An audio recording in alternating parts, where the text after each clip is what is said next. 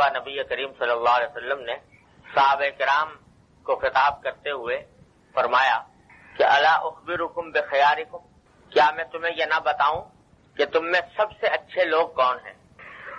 قالوا بلا، تو صحابہ کرام نے عرض کیا کہ یا رسول اللہ ضرور بتائیے کہ ہم میں سب سے اچھے لوگ کون ہیں؟ تو آپ نے فرمایا کہ الذین اذا رؤوا ذکر اللہ، تم میں سب سے اچھے لوگ وہ ہیں کہ جب کوئی ان کو دیکھے تو ان کے دیکھنے سے اللہ یاد آئے۔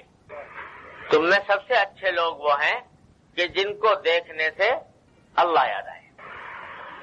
اور یہ حالت ہوتی ہے اللہ جل جلالہ کے اولیاء کرام، جو اللہ کے ولی ہوتے ہیں، ان کی حالت یہی ہوتی ہے کہ ان کو دیکھ کر خدا یاد آتا ہے۔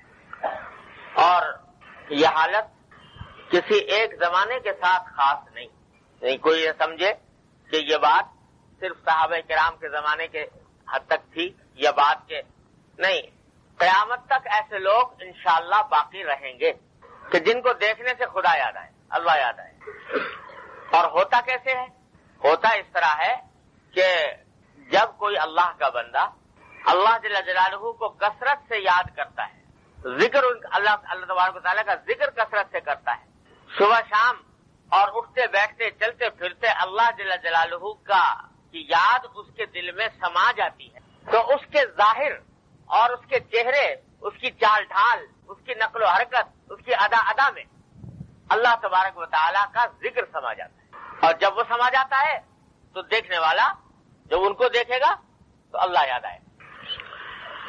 اور ظاہر ہے حضرات صحابہ کرام رضی اللہ تعالیٰ عنہ اجمعین میں سے تو شاید ایک ایک کا حال یہی تھا کہ ان کو دیکھ کر اللہ یاد آتا۔ نہ جانے کتنی مثالیں ایسی ہیں کہ لوگ حضرات صحابہ کرام رضی اللہ تعالیٰ عنہ اجمعین کی صرف صورت دیکھ کر مسلمان ہو گئے، صورت دیکھ کر مسلمان ہو گئے، اس واسطے کہ ان کی سیرت تو تھی ہی اعلیٰ ترین، لیکن اس سیرت کے اثرات چہرے کے اوپر بھی نمایاں تھے۔ اس کے نتیجے میں جو دیکھتا تو معلوم ہوتا کہ یہ اللہ کا بندہ ہے، اللہ کو یاد کرنے والا ہے، اللہ یاد آتا۔ صحابہ کرام میں سے تو تقریباً سبھی کا حال یہی، بعد میں اولیاء کرام، تابعین، طب تابعین، اس سلسلہ چلتا رہا اور ہمارے دور تک الحمدللہ چلتا رہا۔ الحمدللہ اللہ تعالیٰ نے ایسے لوگوں کی زیارت کرائی کہ جن کو دیکھنے سے واقعی اللہ تعالیٰ یاد آتا۔ ہمارے حضرت مولانا قاری محمد طیب صاحب رحمۃ اللہ علیہ دارالعلوم دیوبند کے معتمم تھے، تو ان کا ایک جگہ واز تھا لاہور میں، تو وہ حضرات جو علماء دیوبند کو اللہ بچائے برا بلا کہتے ہیں، طرح طرح کے اتہامات، الزامات عائد کرتے ہیں، کفر تک کے فتوے لگا رکھے ہیں الیاذ باللہ، تو ان میں سے ایک صاحب نے دل میں ارادہ کیا کہ چلو آج ان کا آواز بھی سن کے آئیں، یہ کیا کہتے ہیں۔ تو کوئی انہیں کا ہم مسلک تھا، اس نے کہا میاں کہاں کس بددین کے پاس جا رہے ہو، اور وہاں جاؤ گے تو تمہارا عقیدہ خراب ہوگا اور تمہارے دین کو نقصان پہنچے گا، مت جاؤ۔ پتہ نہیں کیا بات تھی، اللہ تعالیٰ کو کیا منظور تھا، خیر ہی منظور تھی اس شخص کے حق میں۔ اس نے کہا میاں ہیں تو بددین، لیکن جا کے دیکھیں تو کبھی سننی بھی چاہیے ان کی بات، دیکھیں کیا کہتے ہیں۔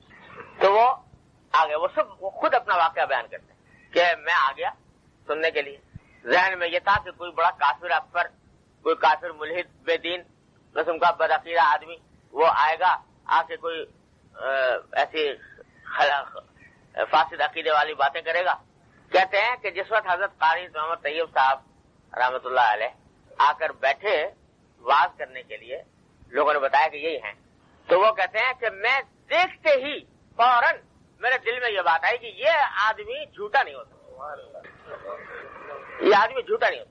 اور یہ وہی بات ہے کہ جو ایک شخص صحابی نے حضور اقدس صلی اللہ علیہ وسلم کے بارے میں کہی تھی کہ جب میں پہلے سے بڑا پروپیگنڈا تھا لوگوں کا کہ انہوں نے بددینی پھیلائی ہوئی ہے مکہ مکرمہ میں، تو جب میں گیا نبی کریم صلی اللہ علیہ وسلم کی خدمت میں تو جا کر میں نے دیکھا، تو دیکھ کر میرے دل نے گواہی یہ دی کہ لیس ھذا بوجہ کذاب، یہ کسی جھوٹے کا چہرہ نہیں ہوتا۔ تو وہ یہ حضرات انبیاء کرام کے وارث ہوتے ہیں، ان کو دیکھ کر کہتے ہیں میرے دل میں یہ بات آئی کہ یہ جھوٹا آدمی نہیں ہو سکتا، اس کو دیکھ کر ہی اللہ تعالیٰ یاد آتے ہیں۔ تو پھر یہ جھوٹا نہیں ہو سکتا. تو الحمدللہ کہتے ہیں بیٹھا بات سنا تو سارے گرد و غبار چھٹ گئے. اللہ تعالیٰ نے توبہ کی توفیق دی بدعت اور شرک سے. تو یہ نعمت حاصل ہو جاتی ہے کسی اللہ والے کی صحبت، اس کی زیارت. بعض اوقات انسان کی زندگی کا رخ بدل. تو نبی کریم صلی اللہ علیہ وسلم نے فرمایا کہ جن کو دیکھ کر اللہ یاد آئے وہ ہیں تم میں سب سے بہتر لوگ. اور اللہ تبارک و تعالی یاد کس طرح آتے ہیں؟ میں نے عرض کیا کہ کثرت ذکر سے. جب آدمی صبح شام ذکر کرتا رہتا ہے اللہ تبارک و تعالی. حدیث میں آتا ہے کہ نبی کریم صلی اللہ علیہ وسلم نے اللہ تبارک و تعالی کا ارشاد نقل کیا حدیث قدسی کے طور پر. حدیث قدسی کے طور پر کہ اللہ تعالیٰ فرماتے ہیں کہ میرا بندہ بعض اوقات نفلی عبادتوں کے ذریعے میرا قرب حاصل کرتا رہتا ہے، میرے قریب آتا رہتا ہے نفلی عبادتوں کے ذریعے. نفلی عبادتیں بڑی عظیم چیز ہے، یہ معمولی بات نہیں ہے. ہم لوگ بعض اوقات یہ سوچ کر نظر انداز کر دیتے ہیں کہ بھئی کوئی فرض واجب تو ہے نہیں. نفلی عبادتوں کی تعریف یہ ہوتی ہے کہ جس کے کرنے سے ثواب ملے، نہ کرنے سے کوئی گناہ نہیں. یعنی اگر کوئی نفلی عبادت نہ کرے تو قیامت میں اس سے سوال نہیں ہوگا کہ تم نے فلاں نفل کیوں نہیں پڑھے تھے، فلاں نفلی عبادت کیوں نہیں کی تھی. تو لوگ اس واسطے یہ سمجھتے ہیں کہ بھئی چونکہ فرض واجب تو ہے نہیں اور اگر نہیں کریں گے تو کوئی گناہ بھی نہیں ہوگا، لہذا اس کی اہمیت محسوس نہیں کرتے اور اہمیت محسوس نہ کرنے کی وجہ سے لاپرواہی برتتے. لیکن خوب سمجھ لینا چاہیے یہ بڑی عظیم چیز ہے نفلی عبادت ہے. اللہ تبارک و تعالیٰ اس کے ذریعے انسان کو بڑی ترقیات عطا فرماتا. تو فرمایا کہ میرا بندہ نوافل کے ذریعے مجھ سے قرب حاصل کرتا رہتا ہے اور جب کثرت سے نوافل پڑھتا ہے اور نفلی عبادتیں انجام دیتا ہے تو میرے قرب کا ایسا مقام اس کو حاصل ہو جاتا ہے کہ میں اس کی آنکھ بن جاتا ہوں جس سے وہ دیکھتا ہے، میں اس کی زبان بن جاتا ہوں جس سے وہ بولتا ہے، میں اس کا ہاتھ بن جاتا ہوں جس سے وہ پکڑتا ہے اور میں اس کا پاؤں بن جاتا ہوں جس سے وہ چلتا ہے. یہ اللہ تعالیٰ فرما رہے ہیں کہ جب میرا بندہ نفلی عبادتیں کرتے میرے قرب کا وہ مقام حاصل کر لیتا ہے کہ من تو شدم تو منشدی، کہ میں اس کا ہاتھ بن رہا ہوں، میں اس کی زبان بن رہا ہوں، میں اس کی آنکھ بن رہا ہوں. کیا مانا؟ اللہ تعالیٰ یہ فرما رہے ہیں کہ میں اس کی آنکھ بن جاتا ہوں. کیا مانا؟ کہ اس کی آنکھ جو کچھ دیکھ رہی ہے میری مرضی کے مطابق دیکھ رہی ہے، اس کے کان جو کچھ سن رہے ہیں میری مرضی کے مطابق سن رہے ہیں، اس کی زبان جو کچھ بول رہی ہے میری مرضی کے مطابق بول رہی ہے، اور اس کے قدم جس طرح بڑھ رہے ہیں اور ہاتھ جس طرح چل رہے ہیں وہ سب میری مرضی کے مطابق ہو رہا ہے. تو جب کسی کی یہ حالت ہو جائے کہ ہاتھ اس کے اٹھتے ہی نہیں سوائے اللہ کی رضا کے، قدم اس کے بڑھتے ہی نہیں سوائے اللہ تعالیٰ کی رضا کے، آنکھ اس کی اٹھتی ہی نہیں سوائے اللہ تعالیٰ کی رضا کے، اور زبان اس کی بولتی ہی نہیں سوائے اللہ کی رضا کے، تو جب اس کی یہ کیفیت ہو جائے گی تو بتاؤ اس کو دیکھ کے خدا نہیں یاد آئے گا تو کیا ہو. تو الذین اذا رؤوا ذکر اللہ، جن کو دیکھنے سے اللہ تبارک و تعالیٰ یاد. یہ مقام حاصل ہوتا ہے کثرت نوافل سے، نفلی عبادات کی کثرت سے. اور نفلی عبادات کی کثرت ایک تو خیر سب سے اعلیٰ درجہ نفلی عبادت کا نفلی نماز ہے، جتنی بھی اللہ تعالیٰ توفیق عطا فرمائے وہ نفلی نماز، اس واسطے کہ نماز سے زیادہ اللہ تعالیٰ کے قرب حاصل کرنے کا کوئی اور راستہ نہیں. اللہ تعالیٰ کے حدیث میں نبی کریم صلی اللہ علیہ وسلم نے فرمایا کہ اللہ تبارک و تعالیٰ سے بندہ سب سے زیادہ قریب اس وقت ہوتا ہے جب وہ حالت سجدہ میں ہو، سجدے کی حالت، جب پیشانی ٹیکی ہوئی ہے اللہ تبارک و تعالیٰ کے حضور، تو اس وقت اللہ تبارک و تعالیٰ کے قرب کا جو مقام حاصل ہوتا ہے وہ اور کسی وقت میں انسان کو حاصل نہیں ہوتا. سب سے زیادہ قرب کا مقام ہوتا ہے. اسی واسطے اللہ تعالیٰ نے بڑے مزے کا جملہ فرمایا. سورہ اقرا جو ہے نا، اقرا بسم ربک الذی خلق ہے، اس کا جو آخری جملہ ہے وہ بڑا پیارا جملہ ہے. سارا ہی کلام پیارا ہے لیکن وہ بڑے ہی پیار کا جملہ ہے. کیا ہے؟ سجدے کی آیت میں پڑھوں گا تو سجدہ واجب ہو جائے گا، کر لینا بعد میں. کہ فرمایا وسجد وقترب. کیا مانا؟ کہ سجدہ کرو میرے پاس آ جاؤ، سجدہ کرو میرے پاس آ جاؤ، میرے قریب ہو جاؤ. تو اتنا پیار کا جملہ ہے بندے سے. اللہ تبارک و تعالیٰ فرما رہے ہیں اے میرے بندے تو کہاں اور میں کہاں، لیکن ایک راستہ تجھے ایسا بناتا ہوں کہ جب وہ کام کرے گا تو میرے پاس آ جائے گا، میرے قرب کا مقام تجھے حاصل ہو جائے گا، بس جو وقت قریب سجدہ کرو اور میرے پاس آ جائے۔ تو یہ مقام اللہ تبارک و تعالیٰ نے بخشا ہے سجدے کو۔ اور جب اللہ تبارک و تعالیٰ تشریف نے اللہ اپنے محبوب نبی کریم سرور دو عالم صلی اللہ علیہ وسلم کو بلایا نا، معراج میں بلایا نا، تو نبی کریم سرور دو عالم صلی اللہ علیہ وسلم ساری دنیا کا فاصلہ طے کر کے، آسمانوں کا فاصلہ طے کر کے، اور 7 آسمانوں سے بھی اوپر ہیں معراج کے لیے تشریف لے گئے کہ نہیں؟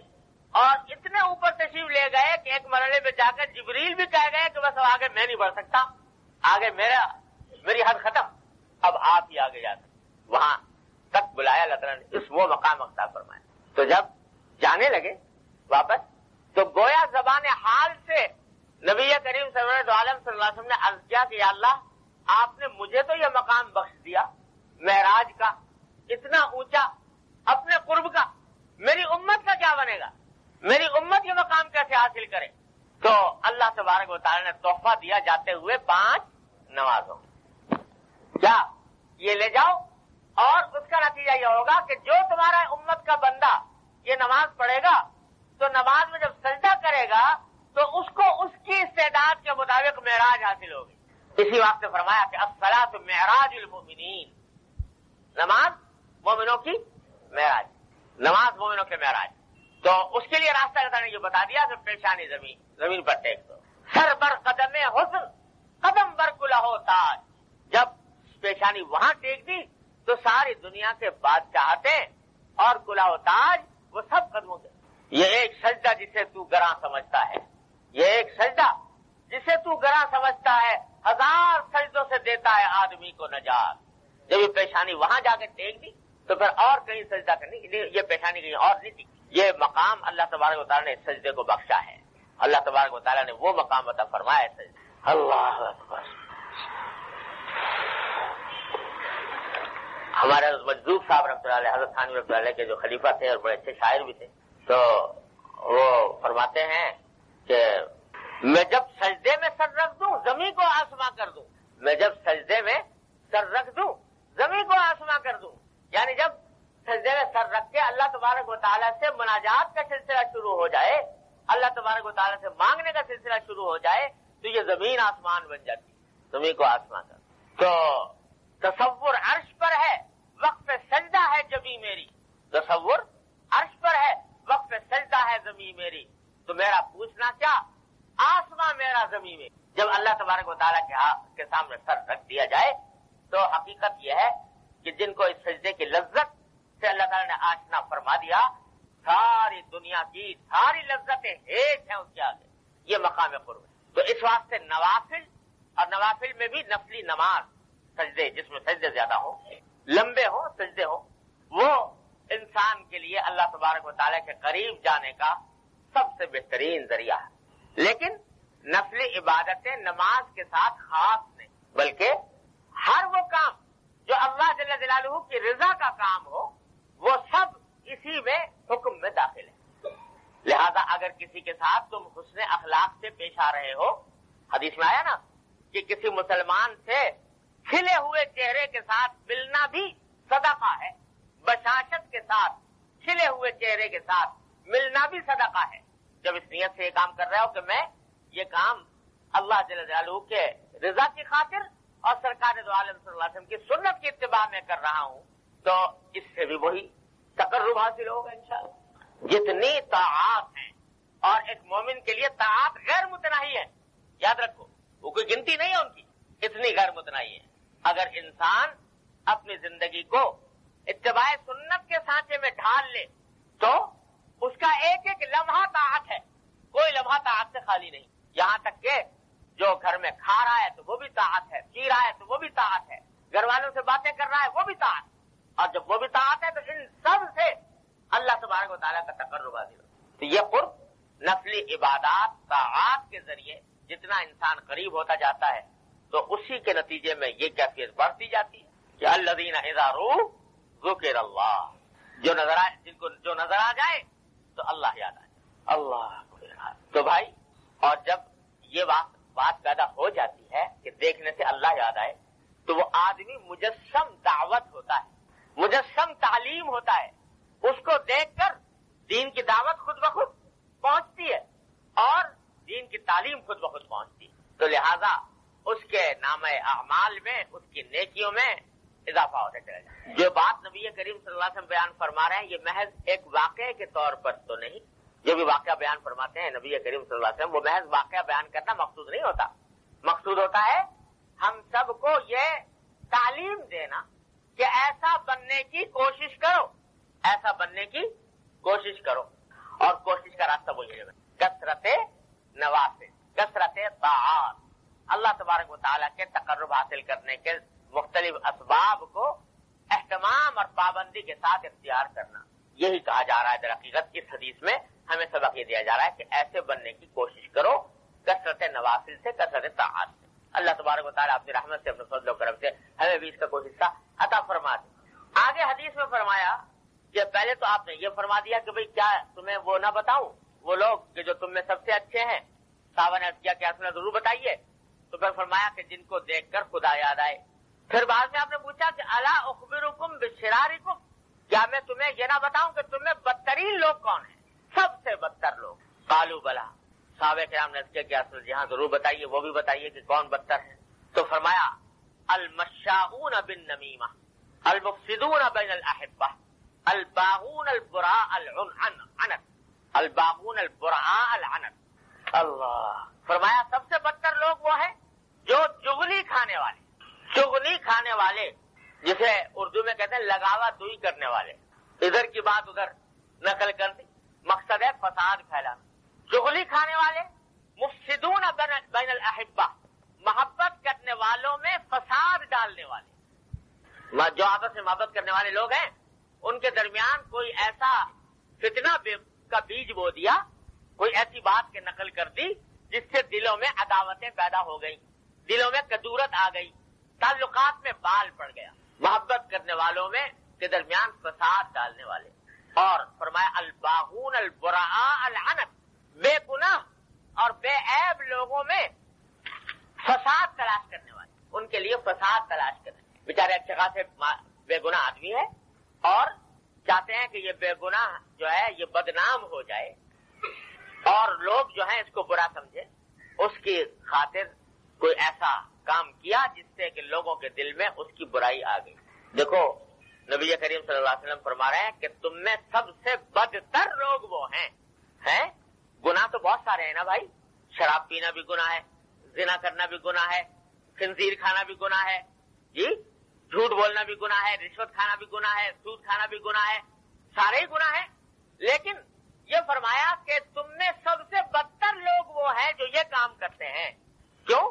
اس واسطے کہ اور جو کام ہے نا جن کا میں نے ابھی گنایا جن کو، وہ ہے تو بڑے سخت، اللہ بچائے، اللہ تعالیٰ ہر مومن کو حفاظت میں رکھے ان سے، ہے تو بڑے خطرناک، لیکن ان کا اثر انسان کی اپنی ذات کی حد تک محدود ہے. ایک آدمی اللہ بچائے، اللہ تعالیٰ محفوظ رکھے ہر مسلمان کو، نشہ کرتا ہے، جی تو ہے تو بہت سخت گناہ، بہت ہی سخت گناہ، کبیرہ گناہ، لیکن اس کا جو کچھ اثر ہے اس کی ذات کی حد تک محدود. الیاذ باللہ کوئی بدکاری میں مبتلا ہے، بہت ہی سخت گناہ ہے. اللہ تعالیٰ ہر مسلمان کو حفاظت رکھے. قرآن نے فرمایا کہ قریب بھی نہ پٹکے انسان، لیکن جو کچھ بھی ہے وہ اس کی ذات کی حد تک ہے. سور کھا رہا ہے کوئی، اللہ بچائے، ذات کی حد. لیکن فرمایا کہ یہ کہ دوسرے کے چغلی کھانا، لگاوا دوئی کرنا اور لگائی بجھائی کرنا، ادھر کی بات ادھر سے پہنچا دی، ادھر کی بات ادھر پہنچا دی، تاکہ لوگوں کے درمیان فساد پھیلے، ایک دوسرے کے دل خراب ہو، محبت کرنے والوں کے درمیان سے محبت ختم ہو جائے. فرمایا اس سے بدتر انسان کوئی اور نہیں. یہ سرکار دو عالم صلی اللہ علیہ وسلم کے الفاظ ہیں، میرے نہیں ہیں. یہ سب سے بدتر انسان وہ ہے. اور یہ وہ چیز ہے، ذرا غور کرو تو یہ وہ چیز ہے جس نے ہمارے معاشرے کے اندر فساد پھیلایا ہوا ہے، اور اس نے وہ برا حال کیا ہے کہ الامان والحفیظ، اوپر سے لے کر نیچے تک آوے کا آوا اس میں خراب ہو رہا ہے. کہ اچھے خاصے لوگ ہیں اور دوسرے کے سامنے جا کر کوئی ایسا کلمہ کہہ دیا کہ جس سے اس کے دل میں بال پڑ گیا دوسرے کے. حضرت شیخ سعدی تو یہاں تک فرما گئے ہیں کہ دروغ مصلحت آمیز بے حضرافتی یا فتنہ انگیز، کہ اگر دو مسلمانوں کے درمیان صلح کرانے کے لیے جھوٹ بولنا بھی پڑے تو وہ بہتر ہے بنسبت اس کے کہ ایسا سچ بولو جس سے فتنہ پیدا ہو. شاہ سعدی تو یہاں تک فرما گئے.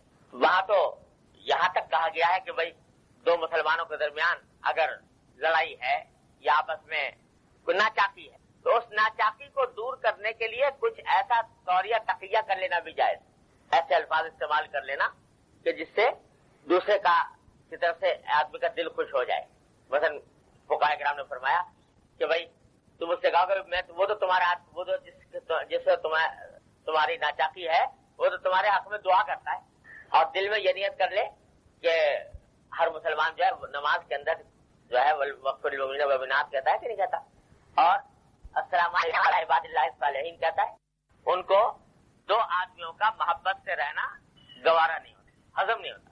وہ جہاں دیکھا کہ یہ ان کے درمیان آپس میں محبت ہے تو کسی سے جا کے کوئی نہ کوئی ڈنک ضرور مار دیں گے, جا کر کوئی بات ایسی کہہ دیں گے کہ جس سے دوسرے کا دل برا ہو جائے دوسرے کے ہاتھ میں. تو اللہ بچائے. اسی کو نبی کریم صلی اللہ علیہ وسلم فرما رہے ہیں کہ شرار الناس, بدترین لوگ ہیں.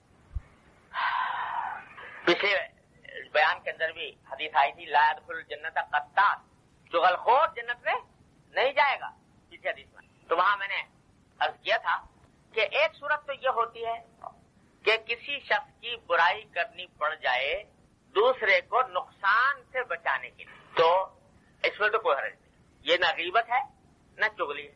آپ کے علم میں آ گیا کہ ایک آدمی سازش بنا رہا ہے دوسرے گھر چوری کرنے کی, ڈاکہ ڈالنے کی یا اس کو کوئی اور نقصان پہنچانے کی, تو آپ متعلقہ آدمی کو جا کے بغیر بتا دیں کہ بھائی دیکھو ذرا ہوشیار رہنا, فلاں آدمی اس ارادے میں ہے, تو اس میں نہ کوئی گناہ ہے بلکہ ثواب ہے. مسلمان کو تکلیف سے بچانا, نقصان سے بچانا, اس میں کوئی گناہ نہیں. نہ یہ غیبت ہے نہ یہ چغلی ہے نہ یہ اتہام ہے نہ جھوٹ ہے نہ کچھ ہے, بالکل جائز ہے بلکہ واجب ہے ایسی صورت میں جبکہ آپ کو پتہ چل گیا. کیونکہ حدیث میں فرمایا نبی کریم صلی اللہ علیہ وسلم کہ مومن کا بھائی ہے, لا یظلمہ ولا یسلمہ, نہ ظلم کرتا ہے اپنے مسلمان بھائی پر اور نہ اس کو ظلم کی حالت میں تنہا بے یار و مددگار چھوڑتا ہے. جو پتہ چلے کہ ظلم ہونے والا ہے پہلے سے بتا دینا واجب. لیکن چغلی بس اس وقت ہوتی ہے جبکہ اس کا مقصد نہ کسی کو نقصان سے بچانا ہے, اس کو کوئی ضرورت بھی زیادہ ہی نہیں, اگر آپ نہ بتائیں تو کچھ اس کو نقصان نہیں پہنچے گا, لیکن مقصد صرف دلوں میں شگاف پیدا کرنا, مقصد صرف لڑائی کرانا ہے, مقصد صرف دوسرے کو ضرر پہنچانا, نقصان پہنچانا ہے, تو یہ ہو جاتا ہے اسم مشاؤن بالنبی. یہ ہے چغلخوری جو سخت ترین عذاب کا موجب ہے الیاذ باللہ علیہ, اور اس کو اللہ تعالیٰ حضور نے فرمایا شرار تم سب سے بدتر وہ ہے. اور اس کے لیے تین لفظ استعمال فرمائے آپ نے, تینوں ذرا غور کر لو. پہلا ہے المشاؤن بالنمیمہ, یعنی جو چغلی کھاتے ہیں اور چغلی کھانے کا مشغلہ بنائے ہوئے ہیں, چغلی کھانے کا مشغلہ بنائے ہوئے ہیں. اور دوسرا فرمایا المفسدون بین الاحبہ, کہ محبت کرنے والوں میں فساد ڈالنے والے, محبت کرنے والوں میں فساد ڈالنے والے. اچھے خاصی محبت سے دو آدمی رہ رہے ہیں اور کوئی بات جا کے کہہ دی, اب اس میں چغلی کے ذریعے ہو یا کسی اور ذریعے ہو. اور خاص طور سے اس میں جو سب سے زیادہ جس کی وعید آئی ہے جس پر, وہ ہے میاں بیوی کے درمیان فساد ڈالنا, بیوی کے دل میں میاں کی خرابی پیدا کر دینا, برائی پیدا کر دینا, اور میاں کے دل میں بیوی کی برائی پیدا کر دینا. یہ سب سے خطرناک اور سب سے زیادہ شدید وعید کی چیز یہ ہے. حدیث میں آتا ہے کہ جو شیطان ہے نا, ابلیس, تو اس کا تو کام ہی یہ ہے نا لوگوں کو ورغلانا. تو اس نے اپنے ہے تو خود تنہا وہ ابلیس سب سے بڑا شیطان, لیکن اس کے کچھ چیلے چانٹے ہیں شاگرد, وہ اس نے اپنے ہر کارے دوڑائے ہوئے ہیں ساری دنیا میں, اور اسی کام کے لیے دوڑائے ہوئے ہیں کہ جا کر بھائی ان کو مسلمانوں کو ان کے راستے سے ہٹاؤ اور ان کو بہکاؤ اور غلط راستے پہ ڈالو, گمراہ کرو. تو اس کا پورا ایک لشکر ہے اسی کام کے لیے پھر رہا ہے. وہ کچھ تو ہیں شیاطین جن اور کچھ انسان کے روپ میں بھی ہیں جو یہی کام کرتے ہیں الیاذ باللہ. تو حدیث میں آتا ہے حضور اقدس صلی اللہ علیہ وسلم نے فرمایا کہ شیطان جو ہے وہ کچھ وقفے کے بعد اپنا ایک دربار منعقد کرتا ہے سمندر میں دربار بلاتا ہے. تو اب تو سارے جس نے اس کے چیلے چانٹے ساری دنیا میں پھیلے ہوئے ہیں ان سب کو بلایا جاتا ہے, دعوت دی جاتی ہے, آؤ یہاں پر. اب وہاں دربار منعقد ہو رہا ہے, تو یہ حضرت جو ہیں حضرت ابلیس یہ ایک تخت پر تشریف فرما ہوتے ہیں اور وہاں سارے جتنے ان کے شتونگڑے ہیں وہ سب ان کے سامنے جمع ہوتے ہیں. تو یہ جا کے ان سے کہتا ہے کہ بھائی بتاؤ تم نے کیا کیا کام کیے, کارنامے بتاؤ اپنے. تو ہر لوگ جو ہیں وہ جتنے بھی اس کے چیلے چانٹے ہیں وہ ہر ایک کھڑے ہو کے اپنے اپنے کارنامے بتاتا ہے. تو کوئی کھڑے ہو کے کہتا ہے کہ جی فلاں آدمی تھا وہ نماز پڑھنے جا رہا تھا تو میں نے اس کے دل میں ایسی بات ڈالی کہ وہ نماز سے پھر گیا. اس نے کہا بھائی خیر ٹھیک اچھا کیا کہ تم نے. پھر دوسرے کہ بھائی فلاں شخص جو تھا وہ ذکر کرنا چاہتا تھا میں نے اس کو ایسا کسی دنیا کے کام میں لٹکایا کہ وہ اس سے پھر گیا. اس نے کہا ٹھیک ہے تو نے بھی ٹھیک. کہ فلاں تیسرا کھڑا ہوا کہ اس نے کہا صاحب میں تو وہ فلاں آدمی تھا وہ قرآن پڑھنا چاہتا تھا تو مگر میں نے اس کو بہکا دیا دوسری طرف لگا دیا وہ اس سے بچ گیا. نے کہا تو نے بھی ٹھیک کیا. ایسے کرتا رہا یہاں تک کہ جب سب لوگوں نے اپنی کارگزاری اپنی اپنی بتاتی چلے گئے تو ایک شیطان کھڑا ہوا. اس نے کہا کہ جی میں نے دو میاں بیوی آرام سے رہ رہے تھے بڑے محبت سے پیار سے تو میں گیا اور میں نے جا کے دونوں کے درمیان ایسی لگاوا دوئی کی کہ ان کے درمیان لڑائی ٹھن گئی اور دونوں کے درمیان بالکل اب بات چیت تک بھی نہیں بند ہے دونوں کے درمیان. اب قریب ہے کہ دونوں الگ الگ ہو جائیں. تو کہہ رہا شیطان جو ہے اپنے تخت سے کھڑا ہو کے اس کو گلے سے لگا لیتا ہے. جہاں تو ہے تو نے صحیح کام کیا صحیح کام اور اعلیٰ درجے کا کام تو نے کیا اور جتنے ہیں یہ سارے یہ تو ایسے چھوٹے موٹے کام کرائے لیکن میرے مرضی کا اصل کام تو کر کے آیا. یہ حدیث میں نبی کریم صلی اللہ علیہ وسلم نے فرمایا مشکات شریف میں حدیث. تو اس سے بتایا یہ کہ اور سارے فساد جتنے ہیں وہ تو سارے جتنے فساد ہیں وہ ہیں اپنی جگہ پر لیکن بدترین فساد یہ ہے کہ میاں بیوی کے درمیان ناچاکی پیدا کر دی جائے. المفسدون بین الاحبہ. لہذا اس میں بزرگوں کی تعلیم یہ ہے کہ ہمیشہ ان کے درمیان بیوی کی بات شوہر سے شوہر کی بات بیوی سے نقل کرتے ہوئے بڑی احتیاط سے کام لینا. ایسا نہ ہو کہ کوئی بات تمہارے منہ سے ایسی نکل جائے جس سے شوہر کے دل میں بیوی کی برائی پیدا ہو جائے بیوی کے دل میں شوہر کی برائی پیدا ہو جائے. یہ شیطانی حرکت ہے. المفسدون بین الاحبہ. اور تیسرا جملہ فرمایا الباغون البراء العنت کہ جو لوگ بیچارے بے گناہ ہیں ان کے اندر عیب تلاش کرنے کی کوشش کر رہے ہو. بیچارہ بے گناہ معصوم آدمی ہے کوئی اس نے خرابی نہیں کی لیکن یہ اس فکر میں ہے کہ کسی طرح اس کا کوئی عیب مجھے پتہ لگے کوئی برائی مجھے پتہ لگے اور میں اس کی نشر و اشاعت کروں اور میں اس کو پھیلاؤں. تو بے گناہ لوگوں کا عیب تلاش کرنے والے بے گناہ لوگوں کے پیچھے پڑنے والے کہ کسی طرح ان کی کوئی خرابی میرے ہمارے علم میں آ جائے. یہ بتایا نبی کریم سرورت عالم صلی اللہ علیہ وسلم نے کہ تم میں سب سے بدتر لوگ وہ ہیں. اب آپ اس سے اندازہ لگائیے کہ شریعت نے معاشرت کے جو احکام ہمیں عطا فرمائے ہیں معاشرت کے باہمی میل جول کے جو احکام عطا فرمائے ہیں اس کی کتنی تاکید فرمائی ہے سرکار دو عالم صلی اللہ علیہ وسلم. اور ہم لوگوں نے ان سب چیزوں کو دین سے خارج ہی کر لیا. دین بس اب نام ہے نماز کا روزے کا بس چھٹی نماز روزہ کر لیا خاص قسم کی وضع خطا بنا لی شکل صورت خاص قسم کی بنا لی بس ہو گیا دیندار. اخلاق کیسے ہیں معاملات کیسے ہیں لوگوں کے ساتھ سلوک کیسا ہے اور فساد اور اصلاح کے معاملے میں کیا طرز عمل ہے اس کا دین سے کوئی تعلق ہی نہیں رہا. حضور نبی کریم صلی اللہ علیہ وسلم نے ہمیں ایک ایک زندگی کے ایک ایک گوشے اور شعبے کے بارے میں ہدایت عطا فرمائی. اور آج جو ہم ذلیل و خوار ہیں تو اس کی وجہ در حقیقت ان تعلیمات کو چھوڑنا ہے. یہ تعلیمات ہم نے چھوڑ دی اور اس کے نتیجے میں ہر جگہ پٹائی ہو رہی صبح شام پٹائی ہوتی.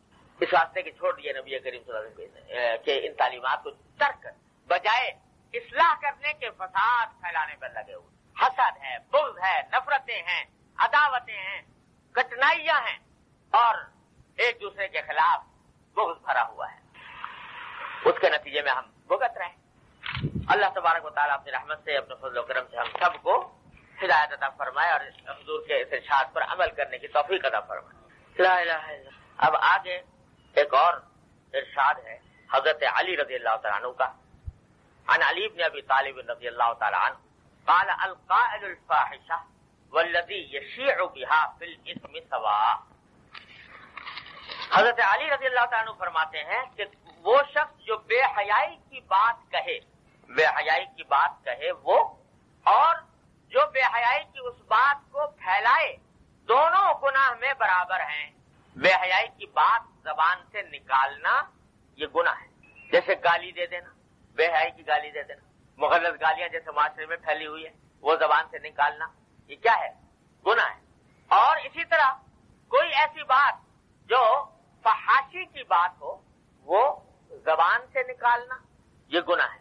جس طرح یہ گناہ ہے اسی طرح اس کو پھیلانا کہ فلاں آدمی یوں کہہ رہا تھا، یہ بھی گناہ ہے۔ اس میں وہ ساری چیزیں آ گئی، یاد رکھو، جن سے معاشرے کے اندر بے حیائی پھیلتی ہو۔ یہ افسانے، فحش ناول، فحش قصے جو معاشرے کے اندر پھیلے ہوئے ہیں، یہ سب اس میں داخل ہیں کہ جو شخص فحش قسم کے مضامین لکھ رہا ہے یا فحش افسانے لکھ رہا ہے، فحش ناول لکھ رہا ہے بے حیائی پر مشتمل، جس طرح وہ گناہگار ہے، اسی طرح اس کو پھیلانے والا، اس کو چھاپنے والا، اس کو تقسیم کرنے والا، اس کو بیچنے والا، اس کو مجلسوں میں سنانے والا، وہ سب گناہ میں شامل۔ گناہ کے اعتبار سے سب برابر ہیں۔ کیوں؟ اس لیے کہ ان کے اس عمل سے فحاشی پھیل رہی ہے۔ تو وہ چاہے افسانے ہوں، چاہے ناول ہوں، چاہے فلمیں ہوں، چاہے یہ ٹی وی پہ آنے والے فحش ڈرامے وغیرہ ہوں، وہ سب اس کے اندر داخل ہیں۔ اور ان کے بارے میں قرآن کریم نے بڑی سخت وعید ارشاد فرمائی ہے۔ ان الذین یحبون ان تشیع الفاحشۃ فی الذین آمنوا، کیسے ہے؟ لہم عذاب علیم فی الدنیا والآخرہ۔ ان الذین یحبون ان تشیع الفاحشۃ فی الذین آمنوا لہم عذاب علیم فی الدنیا والآخرہ، کہ وہ لوگ جو مسلمانوں کے اندر بے حیائی پھیلانا چاہتے ہیں، ان کے لیے دنیا اور آخرت دونوں میں دردناک عذاب ہے، دنیا میں بھی اور آخرت میں بھی۔ یاد رکھو، آخرت میں تو ہے ہی، دنیا میں بھی ہے۔ اور یہ جو ایڈز پھیل رہی ہے نا ساری دنیا میں، یہ کیا ہے؟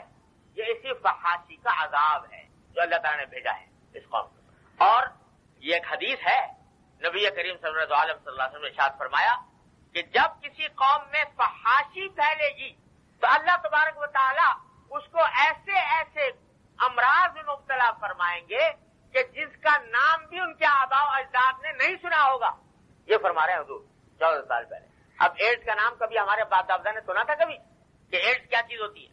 کبھی نام سنا بھی نہیں تھا، تصور بھی نہیں تھا، لیکن یہ بیماری اب عالمگیر ہو گئی اور سارے ڈاکٹر اطباء متفق ہیں کہ پیدا ہوئی ہے فحاشی، تو دنیا میں بھی عذاب ہے فحاشی کا، آخرت میں تو ہے۔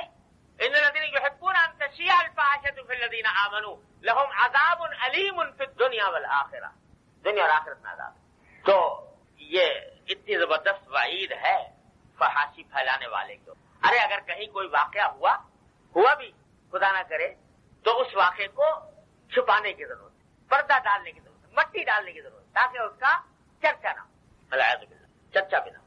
تو اللہ تبارک و تعالیٰ کو، اللہ کے رسول صلی اللہ علیہ وسلم کو یہ پسند نہیں ہے کہ اس قسم کی باتوں کا چرچا ہو، چرچا بھی پسند نہیں۔ اگر کسی نے غلطی کی ہے چھپا دو، لیکن چرچا کرنے سے معاشرے کے اندر خرابی پھیلتی۔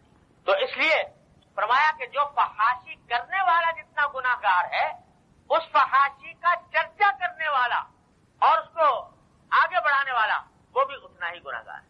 اور یہ ہمارے معاشرے کے اندر بھی، ساری دنیا تو مغرب کے اثرات سے متاثر ہو کر ہے ہی، لیکن ہمارے معاشرے کے اندر افسانے ہیں اور ناولیں ہیں اور ڈرامے ہیں اور فلمیں ہیں اور وی سی آر ہے اور ٹی وی ہے اور خدا جانے کیا کچھ ہے، اس کے ذریعے فحاشی کا بازار گرم ہے، نسلوں کی نسلیں تباہ ہو رہی ہیں اس کے ذریعے۔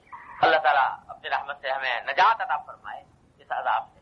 دعا بھی کیا کرو کہ اللہ تبارک و تعالیٰ ہمیں آپ کو اس عذاب سے نجات عطا فرمائے۔ تو اللہ تعالیٰ یہ فرما رہے ہیں کہ نبی کریم صلی اللہ علیہ وسلم فرما رہے ہیں کہ یہ دونوں کو گناہ میں برابر ہیں۔ اگر کبھی کوئی ایسی بے حیائی کی بات سننے میں آ بھی گئی تو بس اپنے حد تک محدود رکھو، آگے اس کو چلانے پہنچانے کی فکر نہ کرو، مزے لے لے کے اس کو بیان نہ کرو، کیونکہ اس سے فحاشی پھیلے گی، چرچا ہوگا۔ اللہ تبارک و تعالیٰ اپنی رحمت سے، اپنے فضل و کرم سے ہم سب کو نبی کریم صلی اللہ علیہ وسلم کے ارشاد پر عمل کی توفیق عطا فرمائے۔ دعا فرما لیجیے، اللہم صلی علی سیدنا مولانا محمد وعلی آل محمد کما صلیت علی ابراہیم وعلی آل ابراہیم انک حمید مجید۔